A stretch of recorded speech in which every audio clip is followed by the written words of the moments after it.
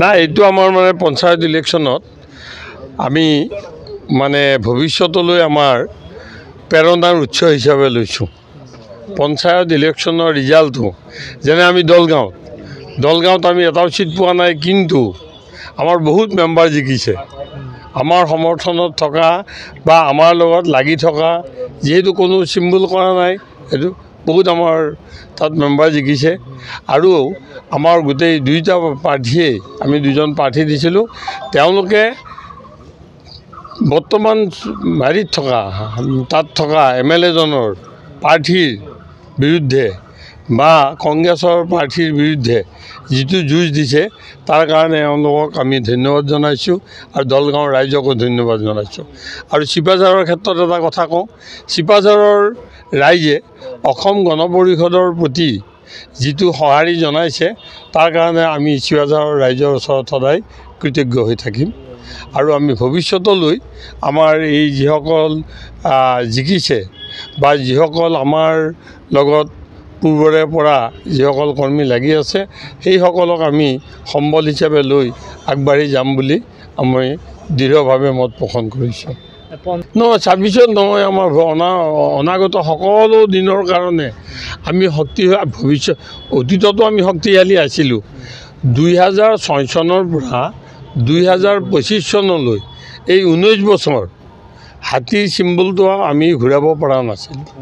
গতিকে আকৌ হাতীৰ চিম্বল আহিছে 19 বছৰৰ পিছত। হাতীৰ প্ৰতীকটো দেখি চিপাঝাৰৰ সমূহ ৰাইজ একে উৎফুল্লিত হৈছে। সেইকাৰণে আমি অকল চিপাঝাৰত নহয়, মঙলদৈতো তদ্ৰুপভাৱে আমাৰ দলগাঁৱতো আমি তিনিওটা সমষ্টিতে আমাৰ সংগঠন এতিয়া আমি জোৰদাৰ কৰিম। এটা কথা মই আপোনালোকক জনাইছোঁ, অসম গণ পৰিষদৰ সংগঠন বৰ্তমান অৱস্থাত সিমান মজবুত নহয় যদিও আমাৰ লগত অসম গণ পৰিষদ দলৰ লগত ভোটাৰ আছে, ৰাইজ আছে। প্ৰথমতে মই আপোনালোক সংবাদ জগতৰ সন্মানীয় ব্যক্তিসকলক মই ধন্যবাদ জনাইছোঁ। মই অসম গণ পৰিষদ দলৰ পৰা নিৰ্বাচিত হৈছোঁ 3 নম্বৰ বদলগুৰি দুমনচুকী জিলা পৰিষদ সমষ্টিৰ পৰা। মই উপলব্ধিতে মই এটা কথাই ক'ম যে মই এটা অতি সন্মানীয় দলৰ পৰা প্ৰাৰ্থিত্ব লাভ কৰিছোঁ। কাৰণ ভাৰতীয় জনতা পাৰ্টীৰ লগত অসম গণ পৰিষদ দলৰ যি এটা মধুৰ সম্পৰ্ক আছে, মধুৰ মিত্ৰতা আছে, আৰু মিত্ৰতাৰ ধৰ্মৰে তেখেতসকলে উপযুক্ত স্থানত মোক প্ৰক্ষেপিত কৰাৰ কাৰণে মই আজি নথৈ আনন্দিত। আৰু সমষ্টিবাসীৰ লগতে মোৰ জিলা পৰ্যায়ৰ কেন্দ্ৰীয় নেতৃত্বক মই শ্ৰদ্ধা নিবেদন কৰিছোঁ যে তেখেতসকলে এটা সুন্দৰ নীতি নিয়মৰ মাজত দল পৰিচালনা কৰিছে আৰু বৰ্তমান সময়ত দলটোৰ প্ৰতি যথেষ্ট লোক আকৃষ্ট হৈছে।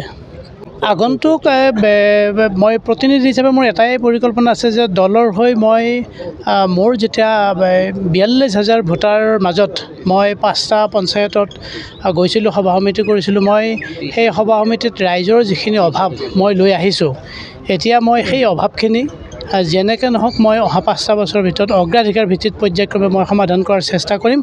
আৰু এই চেষ্টাৰ জৰিয়তে সমস্যাসমূহ সমাধানৰ জৰিয়তে মই অসম গণ পৰিষদ দলটোক এটা পুনৰ গঠনৰ নতুন মাত্ৰা প্ৰদান কৰিবৰ কাৰণে চেষ্টা চলাম।